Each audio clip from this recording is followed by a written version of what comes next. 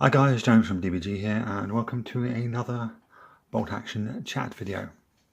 This time it's all about my early war 8th Army or Western Desert Force army. Yeah, it's 1,000 points. I'll just do a bit of a pan. One of the things you've already seen before, but I'll explain that in a bit. So we start over here.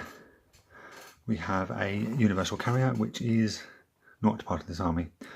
It's part of my BEF army, but it's there because it was part of the army box. Because you've got two Bren carriers in the 8th Army box, so I thought I'd use that to be the recce carrier in my BEF army.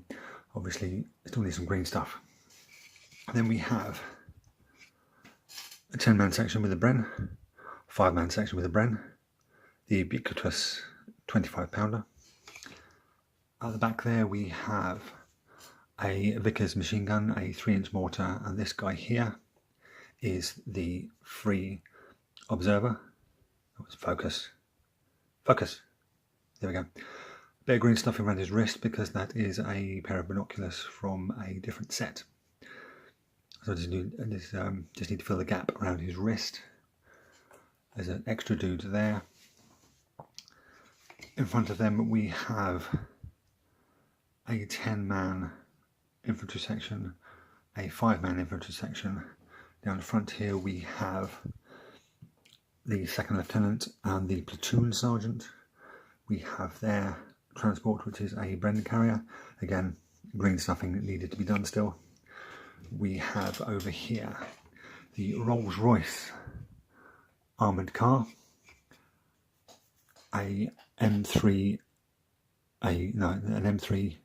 Stuart. I think this is a Stuart 2 because it hasn't got the extra 30 cal machine guns, which I know lots of people have because it's very gamey. But historically the British went, that's stupid, because the driver and the loader have to get out and fire those machine guns. So the tank can't move. You may have 5 machine guns to fire because you've got the AA 30 cal, the coax 30 cal, whole 30 cal, and 2 other 30 cals, but your tank can't move. It's silly. So the British were like, no, they just patched armoured patches over it, and used it as a normal tank. And last but not least, we have the anti-tank rifle. I have to say, I pan it back round. I have to say that the plastic 8th Army guys are very good. They are a bit limited when it comes to doing early war because obviously there's no Thompsons, and in each sprue there's 2 Thompsons. Which obviously for mid-war you can actually have 2 Thompsons in a section, but you can't in early war. So like with this one, I've had to, which I didn't want to do, I've had to use the sloped rifle and a pickaxe. I mean, I could use them as engineers, but I didn't really want to do that. Also, some of the arms don't fit very well. So especially, it's these ones. It's the, oh, hang on, we flipped over. It's these advancing arms. They don't actually fit on the torso very well. As you can see, there's a gap there, which I'm going to have to go around with my green stuff and tidy all them up before I do a single thing. Just so before there's any comments, none of the metal infantry is glued down. It's all free floating, so it's easy to paint. They'll all be stuck down later on. I have to say, 3-inch mortar, instead of being 3 pieces, it's 2. Oh, you can't see. It's 2 pieces.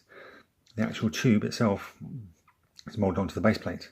The only thing you have to glue on is the bipod, which is very cool, much easier. And then let's talk about this Stuart. There's more gaps on it than in the Maginot Line, and the tracks didn't go very well. You had to trim. Luckily you can't see because the sound skirt. Oh, focus. Excuse the glue. I had a bit of trouble getting the side skirts on. you can't really see, but I've had to trim off the inside guide horns on the top section of track. This piece of track is actually in 6 sections. There's a top and bottom, 2 rear and 2 front sections. Luckily, if you do the early war version, the side skirts will cover a multitude of sins, so you're all good on that. But yeah, really, and there's gapping around there. These side bits are not done very well. There's gapping around there, there's gapping there. That's all right. And the turret, mounted like this, the British version, has 22 parts. Why does a turret have 22 parts? I've built the Plastic Soldier Company version of this has half that number. I mean, I know it's 50 mil or 20 mil, but half the number, but not even that. It's got a front, sides, top and hatch. That's it. And the gun and mantlet are all connected, so don't need to worry about that. Admittedly, it is a small scale, but 22 parts. Obviously 2 parts of the smoke generators. If you're using Americans or Russians, you won't need that, but 22 parts.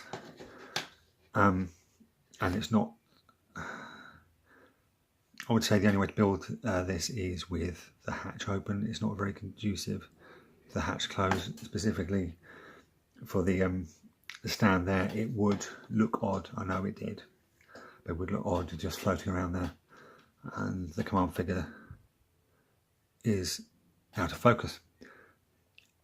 The command figure's nice, so I do like having command figures in my vehicle. So obviously he's separate, so I can paint him later.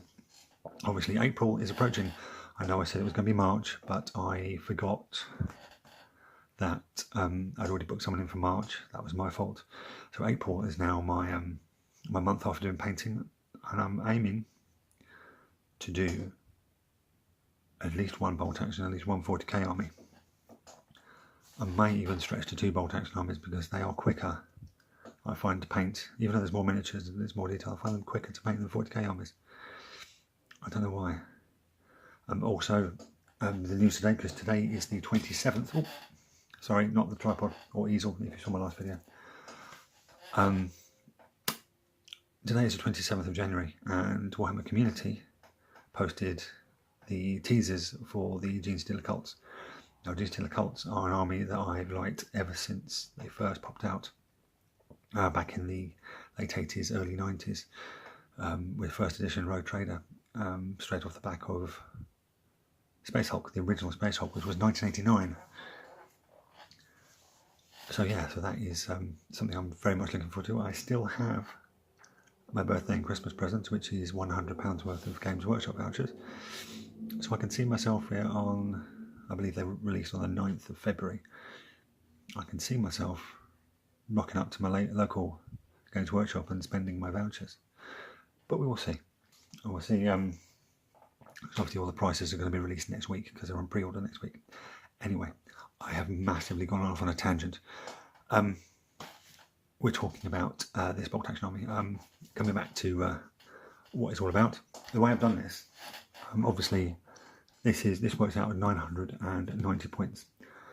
There's not really anything. The only thing you could do is whack tank grenades on one of the 5-man squads, but I would forget which one it is, so I don't bother.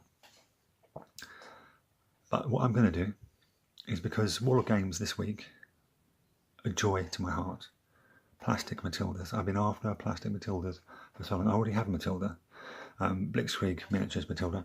It's an absolutely gorgeous model. But that one I'm actually going to paint up for my Soviets, so I can have a 1941 Lend-Lease Soviets army. The plastic Matildas, I am going to get the platoon set, because one of the Matildas is going to go into my BEF, as does this Brendan Carrier. And 2 of the Matildas are going to go in this army. What I intend to do is you drop the Rolls Royce, you drop the Stuart or the Honey, you add 3 men, which is just going to Warlord Games and getting an individual sprue, or if I'm lucky enough, fingers crossed, when War Games Illustrated comes out this week, there's going to be a sprue of either 8th Army Commonwealth, which is basically 8th Army with different heads, or DAC, and that's 6 miniatures. So if I'm lucky and my local W.H. Smiths has either Commonwealth or 8th Army, then 3 will be added to each section. So there'll be a section of 8, which is historically how many were in the British infantry section, especially at that period of the war, especially in the desert. And then 2 of the Matildas will be added to this, because if you use the Western Desert campaign book theatre selector, the 1940 to 42 Commonwealth Infantry Brigade, you can have 1 infantry tank per 2 infantry sections, which is why there's 4 infantry sections in this army. And those infantry tanks can be, surprisingly, A10 CS. I know the A10 was a slow tank, but it was a cruiser. Matilda 2s, Matilda 2 CS, Valentines, or Churchills. But Churchills are very pricey. So if you're doing a bigger, like 1500 point army, then yeah, use Churchills. I'm using Valentine, Matildas. So that box set, when it comes out, I'm probably going to get it from Goblin Gaming, because it will be £40 instead of £50, which is much more value for money. Oh, I can't speak today. So yeah, that is what I plan to do. So this is really an army 2-in-1. So I can either run it like this, or I can run it as an infantry, as an infantry brigade, which I think will be very cool. And hopefully I'll be able to get the Matildas before April, so I'll be able to build and paint them on my April break. Anyway, I've rambled on. I'm conscious that this video could get quite long. I have already gone off on one tangent, so I will end this now. So once again, I hope you guys have found this useful. When you build your Stuart, do take into mind that the fit isn't great, and you do have to trim the inside of the top track section so it fits nicely over the return rollers. Any questions, whack them down in the comments. And as usual, do please check out our affiliates, Goblin Gaming and White Shark Gaming. The links are in the description. And as always, guys, thank you for watching, and I'll catch you next time.